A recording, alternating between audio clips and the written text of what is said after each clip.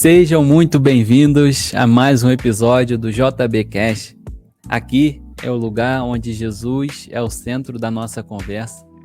E galera, eu queria continuar com vocês a série que eu dei início lá nas plataformas de áudio, né? Primeiro, e agora colocando aqui também no YouTube, em formato de vídeo também.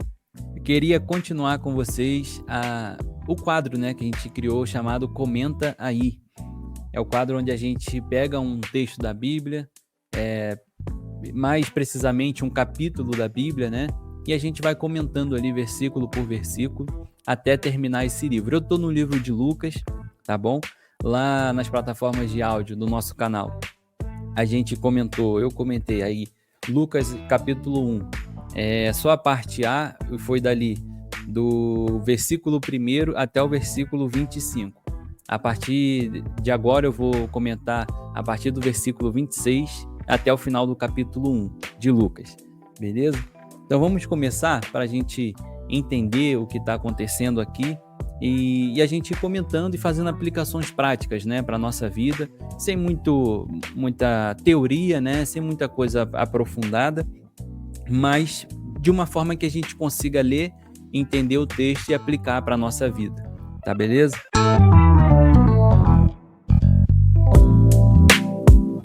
Então vamos lá, a partir do versículo 26, diz assim, Lucas capítulo 1, a partir do 26. No 6º mês, Deus enviou o anjo Gabriel a Nazaré, cidade da Galileia.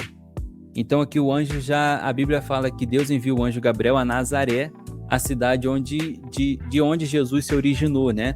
Por isso que a gente vê algumas vezes Jesus sendo chamado de Nazareno, porque ele veio da cidade de Nazaré. Beleza? Cidade da Galileia. A uma virgem prometida em casamento, a certo homem chamado José, descendente de Davi. O nome da virgem era Maria. Não sei se vocês chegaram a ouvir, né, o primeiro episódio do comentário que a gente fez. Estava acontecendo ali na igreja, com o crescimento da igreja, muitos comentários, muitas coisas, muitas suposições, muitas heresias. Então, os evangelhos eles foram escritos, principalmente também o evangelho de Lucas, que a gente está comentando, para comprovar a veracidade dos acontecimentos que tiveram, né? Os acontecimentos que, de fato, ocorreram na época do nascimento de Jesus, do início do cristianismo, onde se originou tudo, né? Então, a gente vê que Lucas ele tem um cuidado de falar aqui 2 vezes a palavra virgem, né? Que ele está se referindo a Maria. Então ele fala, a uma virgem prometida em casamento a certo homem chamado José. O nome da virgem era Maria. Então ele faz questão de falar 2 vezes para enfatizar a veracidade dos acontecimentos. É bem provável que ali algumas pessoas já estavam começando a duvidar, surgindo muitas teorias de que Jesus é impossível ter vindo de uma virgem, tudo. Então Lucas ele escreve esse acontecimento aqui para Teófilo, né? A gente já falou um pouco sobre isso no primeiro capítulo, de quem era. Então ele escreve direcionado a um homem, acaba se tornando, tomando uma proporção mundial, né? Até o dia de hoje. Então ele fala 2 vezes o nome virgem para que as pessoas que ouvissem, lessem essa história pudessem compreender o que de fato aconteceu. E uma coisa interessante também é que ele fala que José, descendente de Davi, ele coloca entre vírgulas aí, numa ideia de explicação, tá? Ele está colocando aqui uma explicação bem enfática também, porque muita gente já estava duvidando de que Jesus de fato tinha descendência de rei, porque se de fato Jesus era filho de Maria e era filho de uma virgem, né? Então ele não tinha pai, e se ele não tinha pai, ele não tinha direito a nenhum tipo de reinado, não tinha direito a nenhum trono, né, que fosse daquela época. Então, por isso que quando Lucas escreve sobre isso, ele fala que José era descendente de Davi. E se José era descendente de Davi, Jesus, por mais que não fosse filho de sangue de José, ele era descendência de José. Então, o evangelista Lucas aqui, ele faz questão de colocar essas informações com a tentativa de enfatizar que Jesus, primeiro, era filho de uma virgem e segundo, ele era descendente também de Davi, e por isso ele tinha direito ao reinado, tinha direito ao trono estabelecido por Deus, já que Deus tinha prometido de que a descendência de Davi jamais teria fim. A descendência, o reinado de Davi, ele não iria acabar nunca, jamais. Foi isso que Deus prometeu para Davi. Então, quando Lucas coloca essa informação de que José era descendente de Davi, ele está querendo dizer, na verdade, que Jesus era descendência de Davi. E por isso, a promessa, né, a profecia de Deus a respeito do reinado de Davi, de que não teria fim, isso aconteceria também a partir de Jesus agora. Beleza? Espero que você esteja entendendo aí. Aí, versículo 28. O anjo, aproximando-se dela, disse: Alegre-se, agraciada, o Senhor está com você. Maria ficou perturbada com essas palavras, pensando no que poderia significar esta saudação. Mas o anjo lhe disse: Não tenha medo, Maria. Você foi agraciada por Deus. Você ficará grávida e dará à luz um filho, e lhe porá o nome de Jesus. E ele será grande e será chamado Filho do Altíssimo. O Senhor Deus lhe dará o trono de seu pai, Davi. Olha aqui, enfatizando mais uma vez. E ele reinará para sempre sobre o povo de Jacó. O seu reino jamais terá fim. Então o anjo do Senhor é enviado por Deus para falar com Maria, e ele enfatiza uma profecia que Deus já tinha ordenado a Davi: o seu reino não terá fim. E como que o reinado de Davi nunca vai ter fim? Significa que ele vai ter muitos e muitos filhos ao longo da história? Não. Significa que existiria um rei que estabeleceria o seu trono para sempre, da descendência de Davi. E esse é Jesus. Ele estabeleceu o seu trono e o seu trono não vai ser abalado. Uma informação importante também, começou a chover aqui, ó. Eu estou aqui em Visconde de Mauá, tá? Aqui a cidade é a divisa de Rio de Janeiro com Minas Gerais, mas você que está olhando no YouTube aí, tá vendo essa paisagem bonita, eu espero que não fique ruim essa filmagem, vai ficar boa, tá? Então a gente vê aqui, ó, quando o anjo chega para Maria e fala, alegre-se, agraciada, e está falando algo muito importante aqui. Ele não está falando que Maria é mãe de Deus. Eu não quero entrar aqui em muitos detalhes para não criar polêmica, mas está falando que ela foi uma mulher agraciada. Assim como todos nós estamos debaixo da graça comum, chamada graça comum, onde todos nós estamos debaixo de uma graça universal de Deus, onde nos permite viver, nos permite respirar, nos permite nos alimentar. Maria, ela foi encontrada por uma graça também diferente. Ela foi encontrada por uma graça graciosa, vamos dizer assim, uma graça abundante de Deus sobre a vida dela.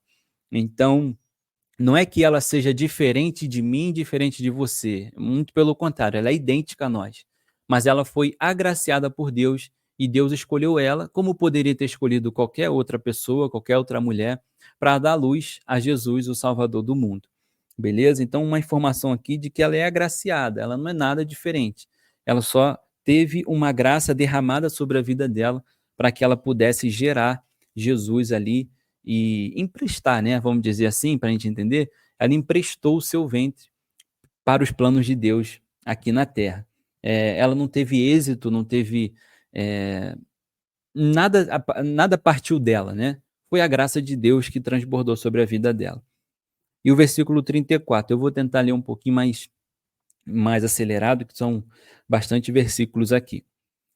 Perguntou Maria ao anjo: Como acontecerá isso, se sou virgem? O anjo respondeu: O Espírito Santo virá sobre você, e o poder do Altíssimo a cobrirá com sua sombra. Assim, aquele que há de nascer será chamado Santo, Filho de Deus. Perceba que o anjo fala para Maria que o que vai nascer dela será chamado Santo, ou seja, já não parte nada dela, porque nenhum de nós, nenhum ser humano é santo.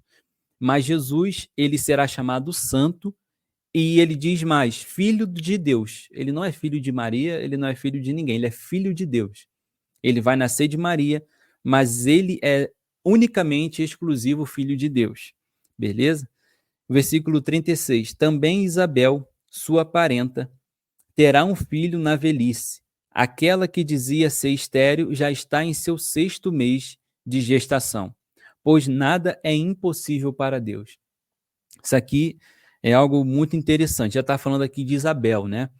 A mãe de João Batista. No primeiro episódio, nós falamos sobre ela, sobre como se deu ali o nascimento de João Batista, a profecia, né, a respeito de João Batista. Ele ainda não nasceu, mas aqui já está falando um pouco de Isabel, de que ela já estava no 6º mês de gestação, que ela já estava gerando João Batista, que seria o antecessor, o predecessor, melhor dizendo, de Jesus. Predecessor ou antecessor? Agora eu fiquei confuso, mas ele é o que vem antes de Jesus, beleza?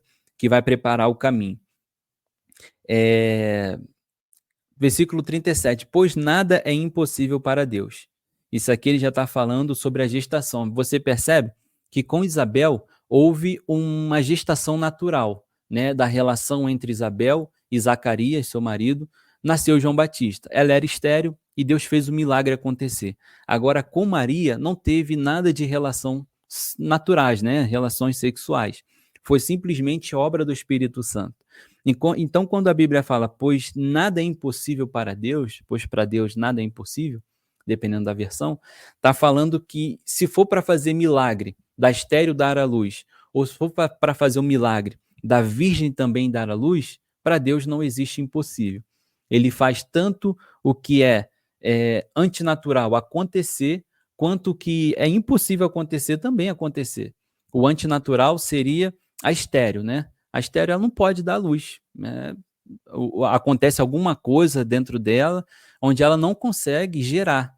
Agora, a virgem é impossível isso acontecer, porque não existe nenhum tipo de relação, não existiu nenhum tipo de compartilhamento, né, da parte do homem para que isso pudesse acontecer. Mas para Deus, tirar do nada e fazer algo natural se tornar antinatural é a mesma coisa. Para Deus fazer uma virgem dar à luz e uma estéril dar à luz é a mesma coisa. Para ele não tem dificuldade nenhuma de fazer isso acontecer. Então, o versículo 39, naqueles dias, Maria preparou-se e foi depressa para uma cidade da região montanhosa da Judéia, onde entrou na casa de Zacarias e saudou Isabel, sua parenta, né, como a Bíblia fala. Quando Isabel ouviu a saudação de Maria, o bebê agitou-se em seu ventre, e Isabel ficou cheia do Espírito Santo.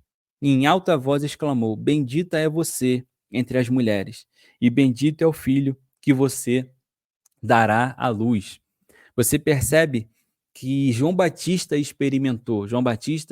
Isabel experimentou o que todo mundo queria experimentar. Eles viveram um tempo à frente lá atrás. A Bíblia fala que quando Maria saudou, deu a saudação dela, chegou naquela casa e falou o que tinha que falar, de acordo com a tradição deles lá, a Bíblia fala que Isabel se encheu do Espírito Santo e o menino que estava dentro dela, ou seja, João Batista, também se agitou de uma forma diferente. Eles experimentaram o poder do Espírito Santo antes mesmo que o Espírito Santo fosse derramado, como aconteceu ali em Atos 2. Não é? Então a gente vê o quanto Jesus já era diferente somente no ventre. Antes dele ainda tomar proporção de sair do ventre, de virar uma criança, andar, de pensar, raciocinar, enquanto ele ainda estava informe na barriga de Maria, ele já era cheio do Espírito Santo. E ele já manifestava aquilo de uma forma esplendorosa, né? Então o versículo 43 continua assim: Mas por que sou tão agraciada ao ponto de me visitar a mãe do meu Senhor? Aqui a Isabel falando. Logo que a sua saudação chegou aos meus ouvidos, o bebê que está em meu ventre agitou-se de alegria. Feliz é aquela que creu que se cumprirá aquilo que o Senhor lhe disse. Isso aí já é Isabel no momento de felicidade, né? Então, aqui agora, a partir do versículo 26, começa o cântico de Maria. E os estudiosos colocaram esse cântico de Maria chamado de Magnificat. É o magnificar, né? É como se fosse a exaltação do nome de Deus, que foi a oração, o cântico de Maria nesse momento. E é muito legal. Eu não vou me ater demais nesse texto, mas é um texto muito bonito de se ler. Então, olha o cântico de Maria. Então Maria disse: Minha alma engrandece ao Senhor, e o meu espírito se alegra em Deus, meu Salvador, pois atentou para a humildade da sua serva. Maria era uma pessoa agraciada por Deus, ela ainda assim ela também era uma pessoa muito humilde. Ela reconhece isso, ela fala, pois atentou para a humildade da sua serva. E ela continua, de agora em diante, todas as gerações me chamarão bem-aventurada, pois o poderoso fez grandes coisas em meu favor. Ela reconhece que não partiu nada dela, veio tudo de Deus. Então, por isso que ela fala: o Todo-Poderoso fez grandes coisas ao meu favor. Santo é o seu nome. A sua misericórdia estende-se aos que o temem, de geração em geração. Ele realizou poderosos feitos com seu braço, dispersou os que são soberbos no mais íntimo do coração. Derrubou governantes dos seus tronos, mas exaltou os humildes. Encheu de coisas boas os famintos, mas despediu de mãos vazias os ricos. Ajudou a seu servo Israel, lembrando-se da sua misericórdia para com Abraão e seus descendentes para sempre, como dissera aos nossos antepassados. Maria ficou com Isabel cerca de 3 meses e depois voltou para casa. Maria, ela ainda ficou ali um pouco com a sua parenta, né, como a Bíblia fala, e depois voltou para sua casa. Imagina como que era a conversa delas, né? Às vezes eu imagino isso. O que elas ficaram fazendo ali durante 3 meses? Uma estava gerando João Batista, a outra estava gerando Jesus Cristo. Imagina como era a conversa delas, né? Deveria ser algo muito especial. As duas foram agraciadas por Deus. Versículo 57. Ao se completar o tempo de Isabel dar à luz, ela teve um filho. Seus vizinhos e parentes ouviram falar da grande misericórdia que o Senhor lhe havia demonstrado e se alegraram com ela. Ou seja, acho que todo mundo ali sabia que ela era estéril. Ela já era um pouco avançada de idade e, pelo jeito, ela era muito conhecida ali. Todo mundo sabia que, tipo assim, poxa, uma senhora de idade não tem filhos. Naquela cultura era muito complicado uma mulher não ter filho, né? Implicava em muitas e muitas coisas. Eu já falei isso no primeiro episódio também. Então, com certeza ela era conhecida ali. Então, quando ela deu à luz, a Bíblia fala que todos ali demonstraram grande alegria pelo que o Senhor fez por ela, né? Versículo 59. No 8º dia foram circuncidar o menino e queriam dar-lhe o nome do pai, Zacarias. Olha aí, isso aqui é interessante, ó. Mas sua mãe tomou a palavra e disse: não, ele será chamado João. Todo mundo, quando João Batista nasceu, queriam colocar o nome do pai, que era normal. E por que eles queriam colocar o nome do pai? Porque o pai não falava. João Batista, até esse momento, Zacarias, até esse momento, o pai de João Batista, ele estava mudo. Que a gente viu lá no primeiro episódio, no início do capítulo 1, que ele duvidou do que o anjo prometeu para ele, né? Do que Deus prometeu para ele. Então ele estava mudo. As pessoas queriam colocar o nome do pai, mas ela falou não. Aí, o versículo 61, disseram-lhe, você não tem nenhum parente com esse nome. Ou seja, ela falou, quero colocar João. As pessoas falaram, mas ninguém da sua família se chama João. Então, fizeram sinais ao pai do menino. Fizeram sinais porque ele estava mudo, né? Não conseguia falar. Para saber como queria que a criança se chamasse. Ele pediu uma tabuinha e, para admiração de todos, escreveu, o nome dele é João. Imediatamente sua boca se abriu, sua língua se soltou e ele começou a falar, louvando a Deus. Aqui prova a fidelidade de Deus e a fidelidade também de Zacarias. Porque, como o próprio povo falou, ninguém na sua família se chama João. Não tem motivo para você botar o nome do seu filho de João. Tem que levar o nome da família, né? Alguém da família, algum parente. Mas esse nome não veio da família aqui da terra. Esse nome João veio da família lá do céu. O próprio Deus escolheu o nome João. Então, era obrigação, entre aspas, né, de Zacarias acatar o nome de seu filho se chamar João. Por mais que fosse filho dele, ele poderia colocar o nome de Zacarias, mas Deus escolheu o nome João. Então, Zacarias ele foi obediente e ele confirmou, não, eu quero que o nome dele seja João. E quando ele confirma essa informação, acredita no que Deus falou para ele, a Bíblia fala que imediatamente a boca de Zacarias se abriu, a sua língua soltou e ele voltou a falar naturalmente como ele falava antes. Isso mostra que a fidelidade na relação entre nós e Deus não tem que partir somente de Deus. Existe um contrato, entre aspas, né? Um contrato entre nós e Deus. A parte dele ele sempre faz. Agora, a gente também tem que fazer a nossa parte. Por mais que isso pareça, às vezes, antinatural, algumas coisas da parte de Deus, pareça um pouco contraditório com a nossa cultura, assim como foi no caso de Zacarias, ele não ouviu o que o povo queria. Ele não deu ouvidos ao povo, ele deu ouvidos ao que Deus queria que ele fizesse. Então, quando ele obedece à voz de Deus e o desejo de Deus, o desejo do céu, aí a boca dele se abre e ele volta a falar tudo normal, porque ele confiou na palavra de Deus para a vida dele. E o versículo 65, todos os vizinhos ficaram cheios de temor, e por toda a região montanhosa da Judéia se falava sobre essas coisas. Todos os que ouviam falar disso se perguntavam, o que vai ser este menino? Isso aqui é interessante, né? E aqui o versículo termina, pois a mão do Senhor estava com ele. Todo mundo ficava se perguntando, o que vai ser esse menino? Esse João Batista, esse João, né? O que vai ser esse menino? Escolheram um nome que não deveriam, né? Segundo a cultura. E assim que o pai dele escolheu o nome, batizou ele com aquele nome João, a boca voltou do pai ao normal, ele deixou de ser mudo, e as pessoas ficaram admiradas. O que vai ser esse menino?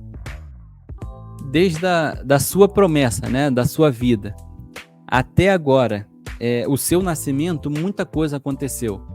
E quando ele nasce, o pai dele ainda volta a falar, então as pessoas ficaram admiradas. O que vai ser esse menino? Todo mundo ficava angustiado para saber, né, o que seria dele. Então Zacarias também resolveu fazer um cântico ao Senhor, assim que a sua boca voltou ao normal. E o versículo 67 em diante diz, seu pai Zacarias foi cheio do Espírito Santo e profetizou, louvado seja o Senhor, o Deus de Israel, porque visitou e redimiu o seu povo. Ele promoveu poderosa salvação para nós, na linhagem de seu servo Davi, como falara pelos seus santos profetas na antiguidade, salvando-nos dos nossos inimigos e da mão de todos os que nos odeiam, para mostrar sua misericórdia aos nossos antepassados e lembrar sua santa aliança, o juramento que fez ao nosso pai Abraão, resgatar-nos das mãos dos nossos inimigos para servirmos sem medo, em santidade e justiça diante dele todos os dias. E você, menino, aqui agora Zacarias começa a profetizar a respeito do seu filho. Isso aqui é muito importante a gente ter gravado, né? Na nossa vida, a gente ter como regra da nossa vida, sempre que vier uma criança ao mundo, a gente declarar as bênçãos sobre essa criança. E Zacarias nos ensina dessa forma. Olha como ele fala. E você, menino, será chamado profeta do Altíssimo. Ele já está profetizando a respeito do seu filho. Pois irá adiante do Senhor para lhe preparar o caminho. E foi justamente isso que João Batista fez. Ele preparou o caminho do Senhor. Para dar ao seu povo o conhecimento da salvação, mediante o perdão de seus pecados. Olha que coisa interessante, né? João Batista, ele justamente é chamado de Batista porque ele batizava para a remissão dos pecados. E ele faz isso depois que seu pai ainda profetiza isso sobre a vida dele. E o pai dele fala, para dar ao seu povo o conhecimento da salvação, ou seja, para ele anunciar a salvação, que é Jesus, mediante o perdão dos seus pecados, mediante o batismo que João Batista, inaugura. Por causa das ternas misericórdias de nosso Deus, pelas quais do alto nos visitará o sol nascente, para brilhar sobre aqueles que estão vivendo nas trevas e na sombra da morte, e guiar nossos pés no caminho da paz. Isso aqui é de uma forma muito profunda. Isso aqui é muito profundo para para o nosso conhecimento, para a gente aplicar na nossa vida. E o versículo 80, para encerrar o capítulo 1. E o menino crescia e se fortalecia em espírito, e viveu no deserto até aparecer publicamente a Israel. João Batista foi crescendo, foi se desenvolvendo, e a Bíblia fala que ele ficou no deserto até aparecer publicamente a Israel. Quanto tempo ele ficou no deserto? A gente não sabe exatamente, mas a gente sabe que o deserto fala de um momento de ficar escondido, um momento de preparo, um momento de moldagem, um momento de preparo, né? Realmente assim de Deus. E a Bíblia fala que João Batista viveu no deserto, viveu um momento de preparo. Se preparou para então, depois de um tempo determinado por Deus, ele aparecer publicamente a Israel e assim dar início ao seu ministério. Isso também nos ensina muita coisa. Não é, né, o momento que a gente acha, chegou o meu momento de eu me mostrar ao mundo, chegou o meu momento de eu viver o que Deus me chamou para viver. Muitas vezes não. Muitas vezes é um momento ainda de deserto, um momento de preparo, é um momento, muitas vezes, de moldagem do nosso caráter, moldagem da nossa vida, para depois, aí sim, depois de um tempo, no tempo determinado por Deus, a gente poder aparecer publicamente. Aí sim é o momento onde Deus nos chama para cumprir a vontade dele. E esse foi o término, né, do capítulo 1 de Lucas. Eu espero que você seja abençoado, espero que você seja renovado com essas palavras que foram lidas aqui, foram faladas. Isso aqui é a palavra de Deus. Eu não gosto de ficar inferindo muita coisa, né, colocando muita coisa no texto. É o que a Bíblia fala, é o que a gente entende, é o que Deus está querendo falar. Então, espero que o Espírito Santo fale em seu coração e fica com Deus. Foi um prazer estar com vocês em mais esse episódio. Tchau!